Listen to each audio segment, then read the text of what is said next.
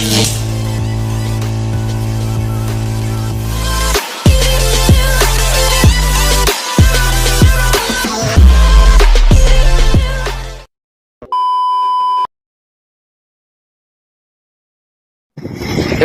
ang problema dito sa aircon na ito kasi type to ay bigla na lang mapatay yung fan motor niya at saka yung at saka yung compressor niya hindi din gumagana. So in how many minutes lahat ay papatay. So ang gagawin natin dito ay kunin natin ang compressor kung talaga ang compressor ba ang may sira. Yan o. Yun. Yun. Hindi na gumagana ang compressor niya. So kung gamitan natin ng actual, kukuha tayo ng isang compressor para masukat natin kung ito ba talaga ang problema ang compressor niya. Sayang pag ganitong problema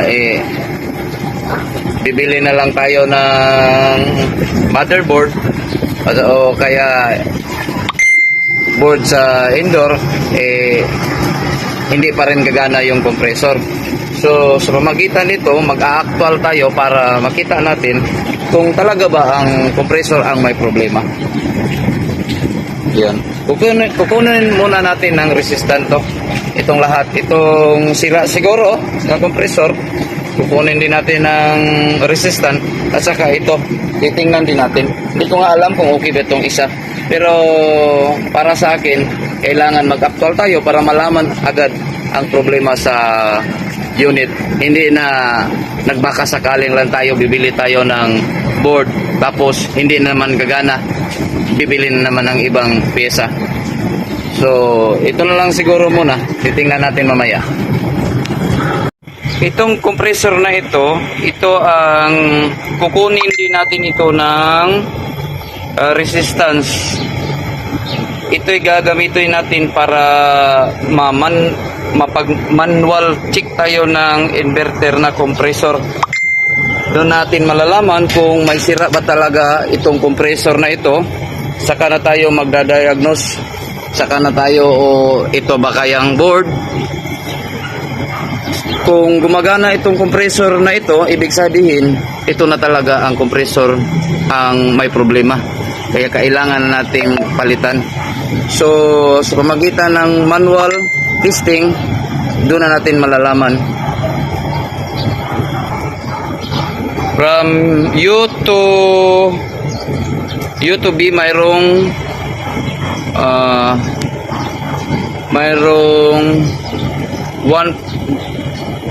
ano to? U to ang hirap. Ito na lang muna siguro. U to V mayroong 1.1 ohms.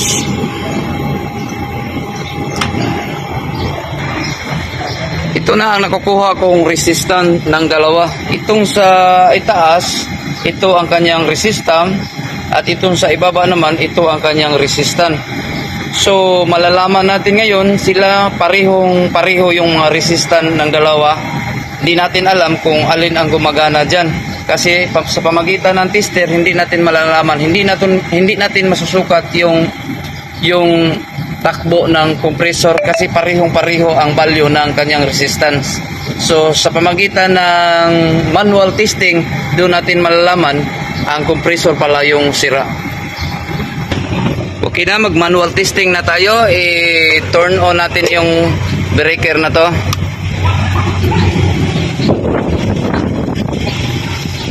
So hintayin natin kung gumagana ba to. Kasi pare-pareho silang ang kaniyang resistance.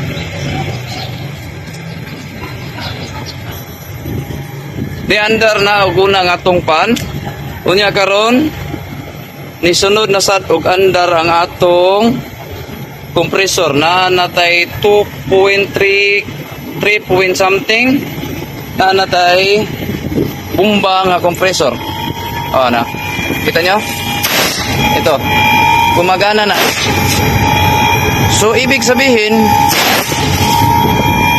sa pamagitan ng tester, hindi natin masusukat yung sira ba ang itong compressor o itong compressor. Kundi, ang gagawin natin, magmamanual tayo. Ito na. Ito na ang ginagawa nating pagmamanual. Nakikita na natin na gumagana na yung compressor niya. Maganda yung pumping down niya. O, pump down niya. Okay na to. So, yun mo na masasabi sa iyong customer. Ang problema dito ay yung compressor na talaga. Kasi nakikita natin sa data, parehong-pareho ang resistance niya, pero hindi natin masusukat kung gumagana ba ang compressor.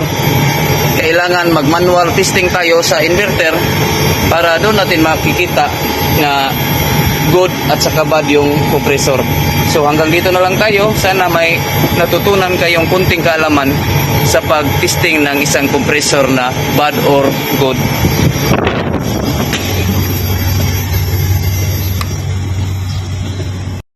Mga kapre, huwag niyong kalimutan mag-subscribe, like, and comment. O nga pala, shout out nga pala kay Mangutara Family, Geraldine Mangutara Umbaw Family, Saip Mangutara, Al Saip Mangutara, Malik Kaip Mangutara, Raisa Mangutara, Bobby Mangutara, Saidin Min Mangutara, Hadjamin Mangutara, Naifa Mangutara, Sapera Mangutara. O yan, from Marawi City. Ingat kayo dyan. Basta huwag nyo lang kalimutan, like, comment, and ayun.